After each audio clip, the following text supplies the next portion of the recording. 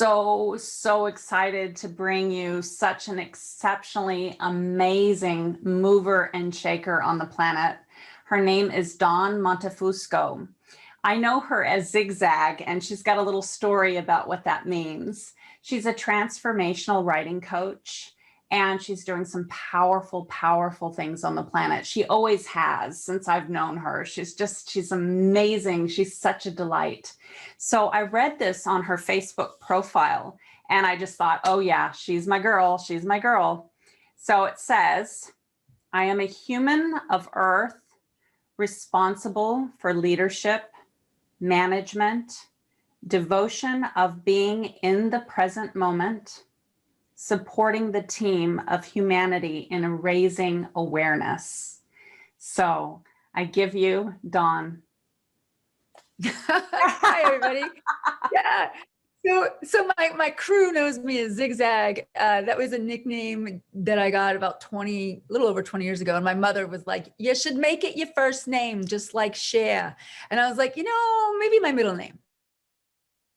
Let's have a little wiggle room here. It's my superpower name.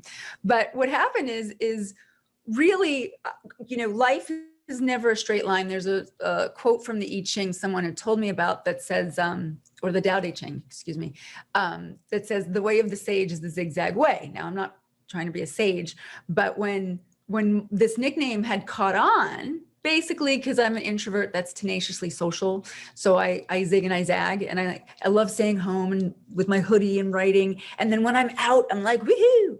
But someone said, what it really means for you is, and for everyone, is that there's no straight lines. Get this, there's no straight lines in the universe ever, only man-made.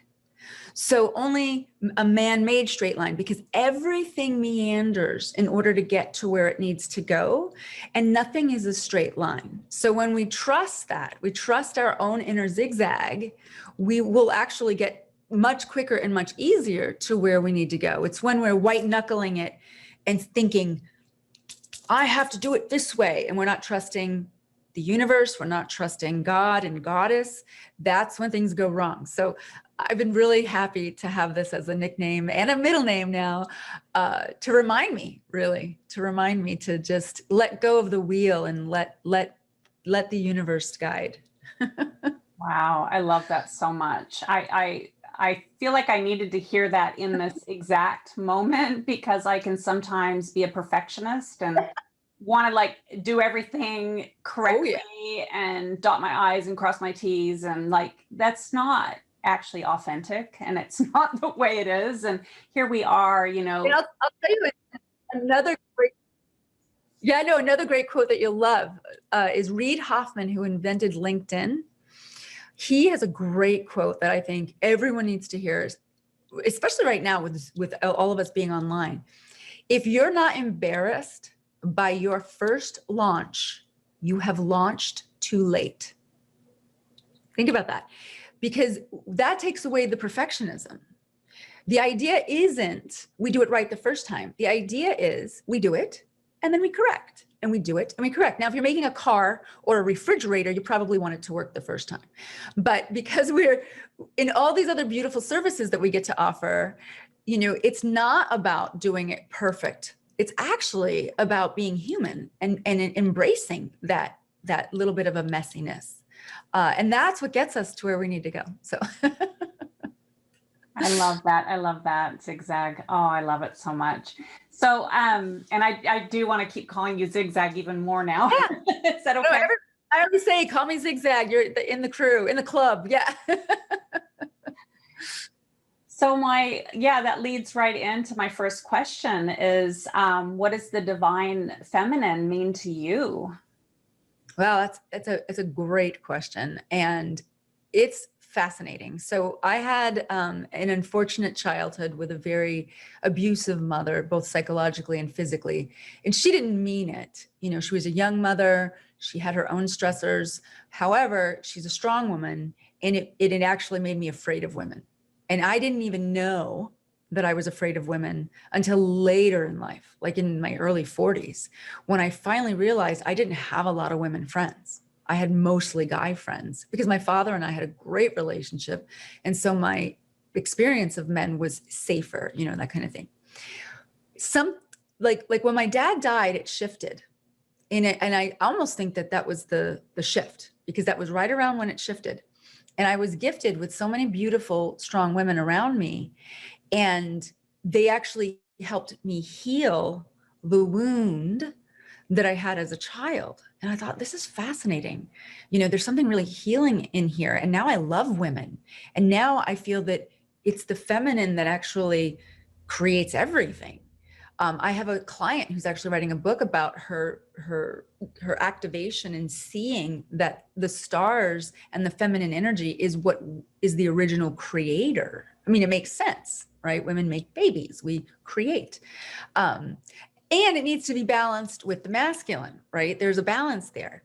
But the divine feminine, which has been suppressed, unfortunately, for quite some time, is now being released with more strength, more compassion, more, I mean, it's known now. This is what's crazy that I love. In order to be a good leader, we have to embrace being gentle and neutral in order to assess a situation so we can create healing. And that's actually a feminine trait, right? The masculine trait is, you know, protect, hunt, go. And that's okay. That's great, you know, but it's the blending of that. And now that we've had so much time to, you know, study leadership and look at leadership, the greatest leaders are the ones that are calm and gentle. And we know from Brené Brown's work that vulnerability is strength. Now, if you want to go even further than that, David Hawkins, who wrote Power versus Force, who studied the vibration of all of our emotions, and he spends the first half of the book, I love this, he says, if you already get this, you don't have to read the first half of the book. The first half of the book are for people who are doubting this, which I love that so he spends the first half of the book explaining the science. He was accepted in every scientific community because of his work on this. And when you're in the lower vibrations, the lowest being shame is the closest to death that they've vibrated. And then you have depression, and then it goes up. Anger's actually, as long as you're not taking action in anger, feeling anger is actually a higher vibration than depression and shame. But what's crazy is when you go into the more positive and the higher vibrational moments, courage is before neutrality, because it takes courage to be neutral. And then once you can embrace the courageousness of yourself to be neutral, which is a very feminine trait, right? Neutrality, looking for the community, seeing if everybody's okay, making sure the children are okay, the family's okay. That's a very neutral space. It actually takes courage to do that.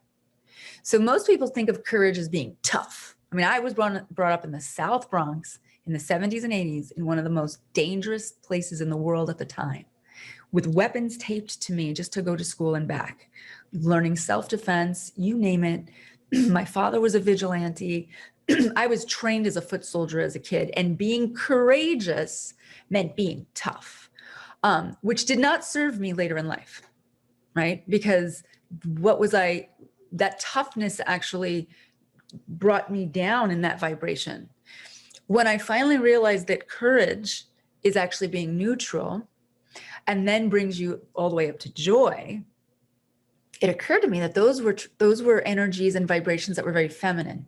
So the divine feminine, to me, is a very strong, beautiful energy that serves as an example to help others embrace their divine feminine, whether you're a man or a woman, it doesn't matter.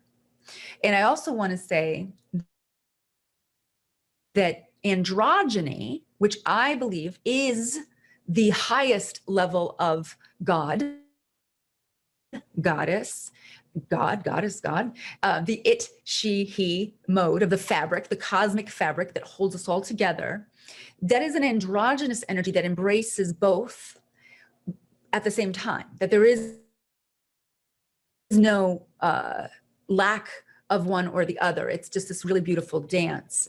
And so as we move into the divine feminine and men embrace the divine feminine, we actually start to move towards this place of calm, and I just see it as gentle and very strong, like so strong that it's almost foreign to us, at least in the States, that the divine feminine has so much strength.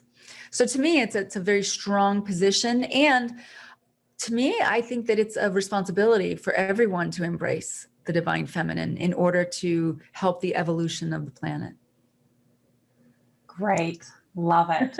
Love it. Love it. Love it. I agree with every single word you said.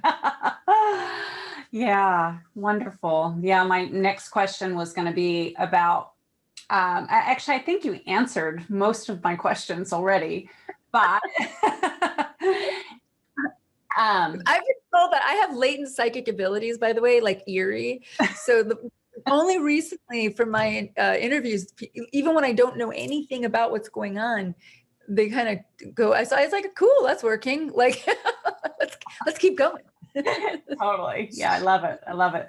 So if there was something that you could say to everyone that's watching right now, with everything that's going on with the pandemic and the world has just kind of gone a bit crazy, right? I mean, it's just pretty intense. And I mean, I'm not in the States, I'm in Sweden, but I understand there's been fires and there's been riots and there's just been so much going on in the States. So if you could, give humanity some tools, some tips, some tricks to really not only cope, but thrive right now, what would it be? Absolutely. So I have a quote that I've used for years that channeled through me. And it's really something, I mean, I have it on my fridge. It's trust you're having the right experience. Now, because first of all, you're not having any other experience. Whatever the experience is that you're having, that's the experience you're having. And to deny it or resist it makes it worse. So when you just trust, okay, this is the experience I'm having, even if, like, when I was afraid of the fires and my cousin passed from a COVID death that was actually quite sad, or, my anxiety shoots up because I have anxiety issues for whatever it is, or I'm afraid for, is the world going to end? Are we going to go to war? Or, am I going to, this pandemic, all this chatter, all this incredible chaotic chatter. There's a trust that is actually necessary. So I actually had a dream once that I had the word trust tattooed on my arm. So I woke up and the next day I went and I got it. First tattoo I ever got. It was to remind me to trust because I kept forgetting. And then as I started to build, I would just decided to start a gratitude journal, as cliche as that sounds, and everyone's talking about it. Well, how they talk about, eating healthy or exercise, or they talk about like scientific proof that certain things work. Gratitude actually works on a level that it increases serotonin. It just helps on everything. So I had my little gratitude journal, and at the end of I did this for 365 days in a row. I would just write, I trust God. Now, if the word God doesn't work for you, because to me, the word God is an androgynous word. You can say goddess. You can use specific goddess. I like to talk to Goddess Sophia. I have a spirit guide named Ellie. So, or you could say, I trust the universe. And then I said, I trust I'm having the right experience. And just by writing that, I noticed that my perspective on everything that's happening changes just a little bit, so that I'm no longer stuck in fear. I'm actually looking at what is good. And when I look at what is good, my dog, my home, I have food, I have 4 walls, I have a vehicle, or maybe you have a bike, or maybe you have legs, or maybe you have a wheelchair, or whatever it is that's good, that's working. Once we tap into that, we start to see more of that. And that takes actually work. So what do? Every morning, 5 minutes. Sure, sometimes I do 20 or 30 minutes. 30 minutes is my sweet spot for meditation. But 5 minutes of just sitting in the morning and having gratitude and actually thinking of what is working. I love my Christmas lights that I put over there. Simple little things. There's ducks. I love it when the ducks come out. The brain will then start to go more into the prefrontal cortex, if you want to get sciencey on this, and out of the limbic system, which is the emotional brain, and the reptilian brain, which is always looking for danger. And what we do is we put ourselves into the magic making machine, which, instead of the meaning making machine, I like to call it the magic making machine, which is the prefrontal cortex. And so we then start to feel better. And I mean, this has been proven: more oxygen to the blood, lowering heart rate, lowering your blood pressure. 5 minutes. So, I have a joke that says, if you don't have 5 minutes, you don't have a life. Come on, 5 minutes. And so you can sit down, you can say it out loud, or you can write it. Don't just think it. Give it a vibration. So vibrations are very strong. So if you say it out loud, that's a much stronger vibration. And I love prayer. So I might pray. I might say, Goddess, show me where to go, show me what to do, show me what to say and to whom. And today I'm grateful for my home, my dog, my diva light, the nail polish that I learned how to use and put on myself. Everything from a big thing to a little thing. And thank you. And that's it. And that will actually help you at least shift the perspective. And the other thing is, you always have to have chaos in order to have a new order of things. You can't change an old way without knocking it down and shuffling it around. So there's definitely something big at hand that's going on. We have a lot of chaos. And if we look at it as this is curious. This chaos must be leading to order. It always leads to order. So I just use that. Trust you're having the right experience, because you're not having any other experience. And it's not complicated. That's another thing. Keep it simple.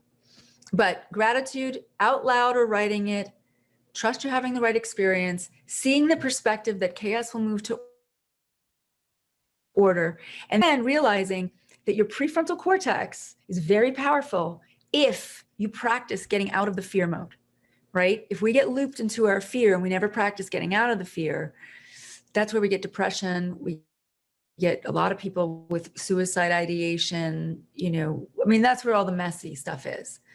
Then you think, well, why am I stuck in fear? All you got to remember is, for whatever reasons, that part of our brain is trying to keep us safe. It's okay. It's just, okay, cool. I'm a little nervous today. Looks like my brain is working. It's keeping me safe. Now let me realize, am I in danger? No.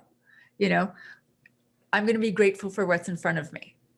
Watch how simple that will now take you on a totally different trajectory for the day. And each day you will have a better day.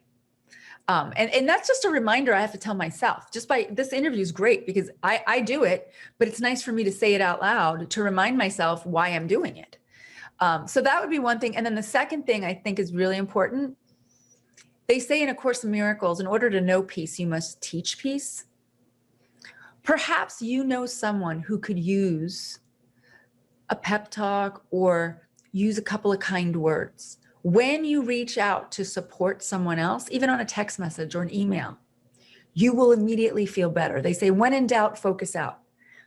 So if you're still doing your gratitude stuff and you're like, I'm still freaking out, pick a person to help them relax, to help them feel better. And by default, you will feel better. So that's another trick that I use when I get stuck. I'm like, who can I support? Who can I help? Because obviously, I'm having a freak out. And if I help someone else, I'll probably feel better. So those are my 2 tricks. I love that. I love that so much. Yeah, that reminds me, yesterday I was at the grocery store and a lady was she looked like she was in a real hurry, you know, and she asked the person at the register if she could go in front of me. She didn't ask me, she asked the lady that was behind the register, and the lady said no. And I just thought, nah, she can go. And I said to her, no, it's okay. Yeah. You go ahead. She was Yeah. very surprised. She said, oh, thank you. And it was amazing how instantly, how good I felt for doing such just a small thing. And I got flooded with good energy. Yeah. It was amazing. It's truly, truly amazing. Those little moments make such a big difference, especially when it's a surprise. You know, people forget. We forget that it's. I always one of my therapists. We had a great way of calming me. Is years ago, calming my hot thoughts. They call it, from the abuse and from the PTSD. And I just used a phrase. I said, "No one's bleeding." Like, as long as no one's bleeding and no one needs to go to the ER, like, there's nothing to freak out about. Like, sure, you can go in front of me, you know, sure. So it's so funny how those little things make a huge difference. Yeah. I was actually really surprised. Because I didn't really think about it. I just did it. And then my whole body got flooded with these, you know, good feeling energy. I thought, wow, that's interesting. Yeah. You know, it happens to me when I'm driving and I let people in front of me, and I might like two cars. I'm always thinking, like, I felt really good. I bet you that second person didn't expect that. Like, right on, you know, like, that'll come back around at some point. Just like, so funny, because when you're driving, everyone's like, you know, they own the road or something. And I don't care. Like, I'm like, peace on the road, man. We're driving big vehicles. We should all be peaceful. Yeah, totally. Yeah. That would be a fun list to make, the really simple things.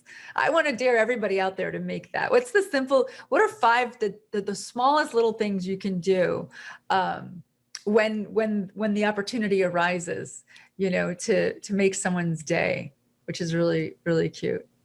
Oh, I love that. I love that so much. Yeah, great. It is sometimes it's the little things, isn't it? All the little things turn into It's bigger things. That's a great point, by the way. That is a great point. It is the little things. Everything is one small step in front of the other. You know, when I work with people on writing books, oh my God, it's a book. We do this thing called stay in the step you're in. So what is the step that you're in? That little bit will eventually be a big thing. If you just stay in this, whether you're creating a business, whether you're building a house, whether you're making dinner, you know, whether you're writing a book, it's actually I mean, I really, really wish more people understood this. And I catch myself now, which I've been really grateful for the pandemic, just because I felt like life was going so fast that I was really stressed about all the things. And then when that went away, you know, after the shock, I started to think, well, what's the beauty in this? I was like, there's some beauty in one step at a time, one moment at a time. You know, so I bought a new guitar, for instance. I call it cross training for creatives. So I'm a writer and a poet, but you have to cross train, whether it's painting, whether it's guitar, even if, you know, I run and I exercise, that's a way to move around the neurotransmitters, but really practicing another creative thing that you're not so attached to. So I'm not attached to the guitar because I know I don't have any intention of being a rock star. Could happen, but that's not my intention. So I bought this new guitar, and it's a Taylor Mini because my hands are small. So it's just a little bit smaller than your average guitar. And my only dedication to it was, and I named her Tabitha. I like to name my, my things. So Tabitha, she, I told her, I promised her for 5 minutes a day, I would pick her up. 5 minutes a day, that's it. And I played guitar in my 30s minimally. So it wasn't like I started from total scratch, but might as well. 5 minutes a day. And now I have a repertoire of about 9 awesome songs. Now I'm starting to write my own songs again, 5 minutes a day. So think about how all these little things, letting someone in front of you in the grocery store, smiling at someone, even with a mask on, they'll see it in your eyes, letting someone in front of you in a car, saying thank you, saying like laughing with someone, a stranger, just these little things, everything from learning something to how you go out about your day. If you think of things just in one moment at a time, actually your life will be a lot better. You won't be so stressed out. I love that so much. I love that so much, Zigzag. That was great. So as a transformational writer, what does that look like? What do you do? Yeah, I would like to hear more about that. So I have my MFA in writing, and because I wanted to teach. You don't need to get a master's in writing if they don't have a PhD in writing. So the terminal degree would be an MFA, Master's of Fine Arts. I did that because I wanted to teach. If you're a writer, just write. You don't need to go to school. But I wanted to teach, so I had to have some credentials in order to do that. So I was like, okay, I'm teaching. I thought I was going to be a fiction writer. It turns out that my genius was in poetry and nonfiction, and that's just because they make you cross genre in grad school. And I remember being really upset. I was like, I am not taking a poetry class. What, am I going to be a poet when I grow up? I mean, I was just a rebel and annoying. And they were like, sorry, in order to get a master's in fine arts, you have to take what we tell you to take. The irony, of course, is that I blossomed and became an award-winning published poet. And yes, it does make a difference, because everyone goes to poetry when they're sad, when they're getting married, when they need hope. Poetry is the language, of God. I mean, really. So I was doing that. I was teaching poetry. Actually, in high schools, I would go to the at-risk youth, and I started to teach them. I was like not a teacher for the school. They would bring me in to help them organize their thoughts and their feelings, because poetry is free, and they can say whatever they wanted in my class, which is like crazy, because in high school, you're not allowed to say certain words. Nope, everything was go for it. And it was very healing. So then I moved to Portland, and I wound up getting work teaching writing at Portland Community College. And then the director said to me, you're not just teaching these adults writing, you're actually teaching them transformation and motivation. I was like, what do you mean? It's just what I do. And so she actually, then I became what's called a resource specialist. So I started to work with at-risk youth that were put into the college. We got a $10 million grant from Bill Gates, and we made a program that is in 17 states in the country now. It's a burnout position. It was a teacher social work position. So there was a lot of burnout there. But then I thought, well, what if I try to do this with adults on my own? What would that look like? So I went and I got my certification as a transformational life coach through Erickson College, which is in BC, great college to get your certification in. And I learned what transformation means and how does one change. I was always really into that, especially since I was the only person that I know from my childhood that has her own business, moved 3,000 miles away. I mean, I'm like completely different than anyone I grew up with. So I've transformed in essence. And I wanted to do this for other people. Ooh.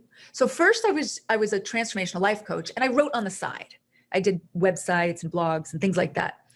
And then what happened is a couple of CEOs and executive directors that I was helping with blogs and stuff pulled me aside and said, hey, I want to write a book. Will you help me? I was like, what do you want to write? They're like, I have a memoir, or I want to share my knowledge, or I want to do it in a way that's captivating. And can I hire you on the side? And I said, sure. So then they said, oh my God, this is your gift. You're like a muse. You've got this boring story or this boring information, and you've helped me transform it into this piece of work that then obviously became a calling card for them. And they got speaking gigs, and they got, passive income from their books. And so I was like, okay, well, I'll do my best. And so I wound up hiring a business coach that worked with spiritual, heart-centered women who wanted to make a difference in the world. I mean, I basically had to hire a coach to help me because I didn't know what I was doing. And she pointed out my genius because I can't see my own blind spots. Great book called The Big Leap by Gay Hendricks. Helps you get into your zone of genius. It's a wonderful book. And I've interviewed him a few times. Great guy. And lo and behold, I started to notice that when anyone wrote what they wanted to write, not what they thought they should write, there was a channel that was opening. And I work with men and women over 40 who are heart-centered, who have a dream book, a book that they cannot let go of, that's haunting them, and they need it to come out. And here's why. Just as the acorn has everything it needs to be the oak tree, you have everything you need for what you want to create. I don't believe in a creator that would give us the desire to create something and not be successful in doing it. It wouldn't exist. So not everybody wants to write a book, just like not everybody wants to build a house, just like not everybody wants to, do art, just like not everybody wants to be an architect, whatever. So if you have a calling to write a book, there's a reason. And when I started to really look into this further, there's a channel that God wants you to open up. There's information that needs to come out for a reason. We don't know what the reason is until we finish the book. So what has happened is most people, when they're writing their memoir, find that they have a new perspective of their life. They also learn skills on how to get past emotional resistance. That's what I specialize in, how to break through resistance. Well, if I want to do it, why am I not doing it? What's getting in the way? We figure that out. We go, what is getting in your way? And that's just called being human. There's nothing, that's it. And here's why. Creativity, by definition, is the unknown. Think about this. Any art, any creative, forget art, innovators, creatives, writers, anything that we want to create, creativity means it's uncertain and it's unknown. So what does it do? It triggers the reptilian brain that goes, danger, we don't know what this is. But it's creativity. You're writing, you're having fun. And when we're little, we get to do that all the time. We love the unknown when we're little. Oh, what are we going to do? I don't know. What are we going to do? I don't know. Do you know? I don't know. Let's make it. Let's see what happens. Let's knock this over. Let's play here. So kids, love the unknown. They love that. They love creativity because they don't know what's going to happen. As we get older, that's why I work with people over 40, we start to feel that we need to know. We need to know exactly what's going to happen because the mind says it could be dangerous. So once I break people free of thinking that creativity is dangerous, the channel opens. And not only do they shift by writing and finishing their books, but they see so many areas of their life where that resistance was coming in, whether it's embracing love deeper, because that can be scary and unknown, whether it's traveling, which could be scary and unknown, quitting a job, getting a job, making a business happen. Once you open up that channel, and we can do it with a book, or poetry or writing is a tool. But what happens that's so fascinating is you transform all these other areas of your life because you no longer have that resistance. So I smooshed, it's a very complicated word, I'm kidding, smooshed together the writer and the transformational life coach to say, I help you transform your life through writing if you want to write, right? I mean, that's I don't work with like people who want to build houses. I work with people who want to write stuff. And I think that's fun. I think that that's my calling and I love it because then the more I get to help people in my programs, I have a great course, my signature course, Create Your Dream Book for women only, 10 women. And we work together for 6 months and it's amazing. And then I have my one-on-ones and now I have a plethora of amazing products and freebies and things because my mission, and I've never said this actually, I'm going to tell you something I've never said out loud, which is crazy to say because I say a lot of things out loud and I talk a lot. I have this image that has haunted me my whole life. And it's weird that I'm telling you this now. I don't know why, but here it comes. That through my work, someone is going to write something that is going to change the world. I'm not going to be the one to write it. I somehow know that. Like, I mean, I write and I get awards and published or whatever, but that's not what I'm talking about. I have a feeling that what I don't know is that through my work, it could be that it's a book someone writes and then someone else reads that book and then becomes like the next Nelson Mandela or the next Oprah Winfrey. Like, it's not going to be directly from me, but my work I feel is so important because you never know the ripple effect that you have. And I firmly believe that we all have a ripple effect. So I have to keep doing what I do, because somehow that ripple effect, and it's not me, by the way, it's God. I'm just doing what I'm told. I'm just following the inner guidance. But I really feel like we don't know, and like we don't realize our ripple effect. So my transformation is not just for others, it's for myself, and it's for the world through writing. So that's the long answer. I love it. I love it. I love it. I love it. Oh, it's amazing. So that leads me to the next thing is in the all access pass that we're doing, the backstage pass is what I like to call it, actually. Yeah. We were talking, Zigzag and I were talking about some amazing offerings that she's going to offer. So I'll let you Yes. about that. So in my offering, it's totally free. It's going to be my book, Write Your True Story, How to Unleash Your Creativity, Share Your Message, and Inspire Millions. So, and that's a short book. It's a short ebook. It's about 50 pages. People have gone nuts over it.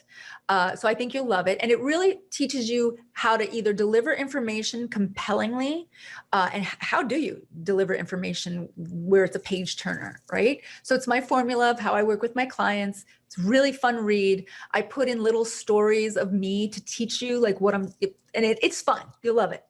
But when you open the front cover, or in the PDF, when you see the front cover, there's going to be 2 links. One is going to be a link to my interview series with women, entrepreneurs, artists, writers, creatives, and healers who all explain how when they finally shared their true story, which means, a struggle they went through that they overcame, how their worlds opened up. So it's a lot of inspiration to really embrace who you are and what your story is, and to not hide. So you get the whole interview series, and you get my 3-day breakthrough resistance training. So what that is you'll sign up, you'll get 3 days of a video and handouts. And I'm honored, because I really worked on that one. I'm honored to keep getting emails that say, oh my gosh, that totally worked, and I'm writing nonstop now. So you get both of those, the interview series and the 3-day training, inside my book, Write Your True Story. And I think you'll love it. Oh my goodness. Sign me up. I want the backstage pass so I can have your book. Totally. It sounds so good. It was really fun to write, actually. So, when I got the message that Neil Donald Walsh was going to come on board, it was so magical for me, because I love his book, Conversations with God. Yep. And I got so excited. And then at 3 a.m, I woke up. And I thought, oh my goodness, wouldn't it be amazing to write a book, Conversations with the Goddess? Yes. Right? And so now I'm wondering, maybe it's us that's going to write this book, because I actually thought, each of us writing a chapter in the book. So a chapter from me, a chapter from you, a chapter from Neil Donald Walsh. Amen. Yeah. Yes. And I would say that you have a couple of guys in there, because men want to embrace the goddess now, which is awesome. That's just awesome. It's really funny. Just a little plug. So Gay Hendricks, who wrote The Big Leap, right? He stuck me on his testimonial page with Neil Donald Walsh, Deepak Chopra, Ariel Ford, and another woman. And I had no idea I was going to be on that page. So when I saw him, I went back out and I went and bought his book again, because when I first discovered his book, it changed my life in so many ways, but it's great to reread later in life. Like, I just want to say that out loud. Like, wow, talk about a book that is beyond time. So writing about the goddess let's just be real here. We know now is the time that has come. And there's a quote, and I forget, I think Winston Churchill said it. He said, there is nothing more powerful than an idea whose time has come. And we all know we're in the feminine age. It's everywhere. So to have that idea come now and follow through with it, you have to do it. There's no doubt. That's a given. I'll hold you to that. Okay, thank you. It really takes the pressure off if we all write a chapter. That means I'm all responsible for one chapter and putting Yes. it Yeah. And I like, and I've got lots of resources for you for publishing and everything. I mean, like I've got all kinds of tricks up my sleeve of women who help other women. You know, how do you publish? How do you get the algorithm to work on Amazon so you're a bestseller? You know, how do you get the inside formatted? What does a good cover look like? All of that stuff I have resources for. So, you know, you're all set. yay, I love connection. Thank you so much. It's been an I know, isn't it great? freaking pleasure to have you. It's so fun to see you. I know I haven't seen you since you were in my kitchen, I think, when I lived with Tito in Portland. Or maybe, I mean, you and Gray were in town, or maybe it was just Gray that was in town. I can't remember. All I know is I was just bursting with love when I first met you. And I mean, I'm still bursting with love, and I can't wait to wrap my arms around you when I see you again. I know, same. Thank you so much. Oh, thank you. Thank you. And thank everybody out there. Thank yourselves for being here and for being present and for doing something good for you, because that's what we also need to focus on, is doing things for ourselves. Yeah. Yeah.